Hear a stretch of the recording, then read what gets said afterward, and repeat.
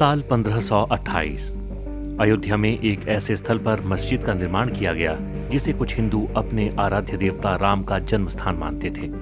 समझा जाता है कि मुगल सम्राट बाबर ने ये मस्जिद बनवाई थी, जिस कारण इसे बाबरी मस्जिद के नाम से जाना जाता था।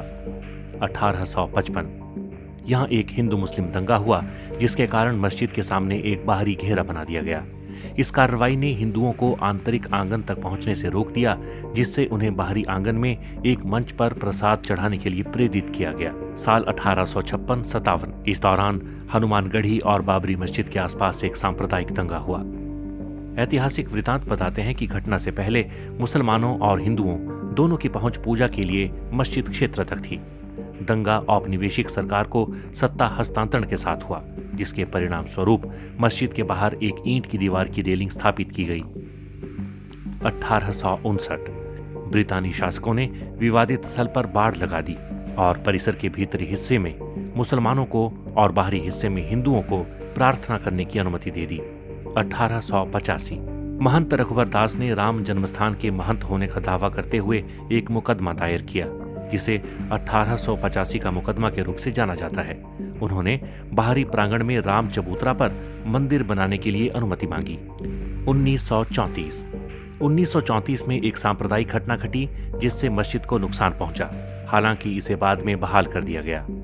दस्तावेजों से पता चलता है कि औपनिवेशिक प्रशासन ने मस्जिद की मरम्मत और नवीनीकरण को मंजूरी दे दी। साथ ही घटना के दौरान मस्जिद को हुए नुकसान के लिए हिंदुओं पर जुर्माना लगाया गया। 1949 मस्जिद में भगवान राम की मूर्तियां मिली। कथित तौर पर कुछ हिंदुओं ने ये मूर्तियां वहां रख दी थीं। सरकार साइट को विवादित क्षेत्र घोषित करती है और प्रवेश द्वार पर ताला लगा देती है। 16 दिसंबर 1949 को के नैयर ने उत्तर प्रदेश के गृह सचिव गोविंद नारायण को बाबरी मस्जिद स्थल पर एक ऐतिहासिक मंदिर के बारे में सूचित किया। बाद में नैयर भारतीय जनसंघ के उम्मीदवार के रूप में लोकसभा के सदस्य बने। 1984 कुछ हिंदुओं ने विश्व हिंदू परिषद के नेतृत्व में भगवान राम के जन्मस्थल को मुक्त करने और वहां राम मंदिर का निर्माण करने के लिए एक समिति का गठन किया। बाद में इस अभियान का नेतृत्व भारतीय जनता पार्टी के लालकृष्ण आडवाणी ने संभाल लिया। पहली रथ यात्रा साल 1984 में बिहार के सीतामढ़ी से शुरू हुई और अक्टूबर में अयोध्या पहुंची। 1986 जिला मजिस्ट्रेट ने हिंदुओं को प्रार्थना करने के लिए विवादित मस्जिद के दरवाजे पर से ताला खोलने का आदेश दिया। मुसलमानों ने इसके विरोध में बाबरी मस्जिद संघर्ष समिति का गठन किया। साल 1989 विश्व हिंदू परिषद ने राम मंदिर निर्माण के लिए अभियान तेज किया और विवादित स्थल के नजदीक राम मंदिर का शिलान्यास किया। साल 1990 विश्व हिंदू परिषद के कार्यकर्ताओं ने बाबरी मस्जिद को कुछ नुकसान पहुंचाया। तत्कालीन प्रधानमंत्री चंद्रशेखर ने वार्ता के जरिए विवाद सुलझाने के प्रयास किए, मगर अगले वर्ष वार्ताएं विफल हो गईं। लालकृष्ण आडवाणी ने आंदोलन के लिए समर्थन बढ़ाने के मकसद से गुजरात के सोमनाथ से अयोध्या तक रथ यात्रा शुरू की। इस बीच सांप्रदायिक दंगे भड़क उठे।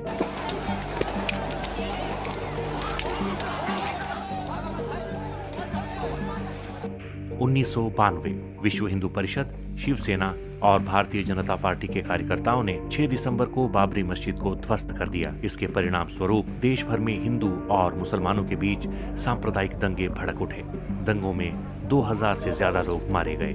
1993 नरसिम्हा राव सरकार ने लगभग 68 एकड़ भूमि अधिग्रहित करने के लिए एक अध्यादेश जारी किया। बाद में इसे एक कानून के रूप में पारित किया गया।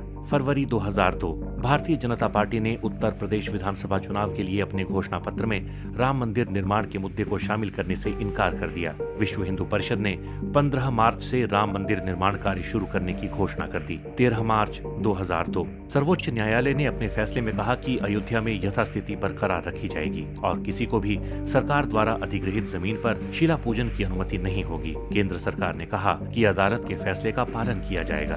अप्रैल 2003 में इलाहाबाद हाईकोर्ट के निर्देश पर पुरातात्विक सर्वेक्षण विभाग ने विवादित स्थल की खुदाई शुरू की। जून महीने तक खुदाई चलने के बाद आई रिपोर्ट में कहा गया कि उसमें मंदिर से मिलते जुलते अवशेष मिले हैं। मई 2003 सीबीआई ने 1992 में अयोध्या में बाबरी मस्जिद गिराए जाने के के मामले में तत्कालीन उप प्रधानमंत्री लाल कृष्ण आडवाणी समेत 8 लोगों के खिलाफ पूरक आरोप पत्र दाखिल किए। अगस्त 2003 भाजपा नेता और प्रधानमंत्री अटल बिहारी वाजपेयी और उप प्रधानमंत्री लाल कृष्ण आडवाणी ने राम मंदिर निर्माण के लिए एक विशेष विधेयक लाने के वीएचपी के अनुरोध को अस्वीकार कर दिया। अप्रैल 2004 आडवाणी ने अयोध्या में अस्थायी राम मंदिर में पूजा की और कहा कि मंदिर का निर्माण जरूर किया जाएगा। 28 जुलाई 2005 लाल कृष्ण आडवाणी बाबरी मस्जिद विध्वंस मामले में रायबरेली की एक अदालत में पेश हुए। अदालत ने लाल कृष्ण आडवाणी के खिलाफ आरोप तय किए। 20 अप्रैल 2006 कांग्रेस के नेतृत्व वाली यूपीए सरकार ने लिब्राहान आयोग के सामने लिखित बयान में आरोप लगाया कि बाबरी मस्जिद को ढहाया जाना सुनियोजित षड्यंत्र का हिस्सा था और इसमें भाजपा, राष्ट्रीय स्वयंसेवक संघ, बजरंग दल और शिवसेना की मिली भगत थी। 24 नवंबर 2009 लिब्राहान आयोग की रिपोर्ट संसद के दोनों सदनों में पेश हुई। आयोग ने अटल बिहारी वाजपेयी और मीडिया को दोषी ठहराया और नरसिम्हा राव को क्लीन चिट दे दी। 30 सितंबर 2010 इलाहाबाद उच्च न्यायालय की लखनऊ बेंच ने अयोध्या में विवादित भूमि को 3 हिस्सों में बांट दिया। सुन्नी वक्फ बोर्ड, निर्मोही अखाड़ा और रामलला विराजमान को मुस्लिम और हिंदू वादियों के बीच 2:1 के अनुपात में 1/3 भूमि आवंटित की गई थी। 21 मार्च 2017 पूर्व मुख्य न्यायाधीश खेहर ने सभी पक्षों के बीच अदालत के बाहर समाधान का सुझाव दिया। साल 2019 में ही सुप्रीम कोर्ट ने पूरी विवादित जगह को रामलला को सौंपने का आदेश दिया। वहीं सुन्नी वक्फ बोर्ड को मस्जिद बनाने के लिए 5 एकड़ जमीन आवंटित की। साल 2020 5 अगस्त को राम मंदिर के लिए भूमि पूजन का कार्यक्रम रखा गया। 22 जनवरी 2024 नए राम मंदिर का अयोध्या में उद्घाटन होगा।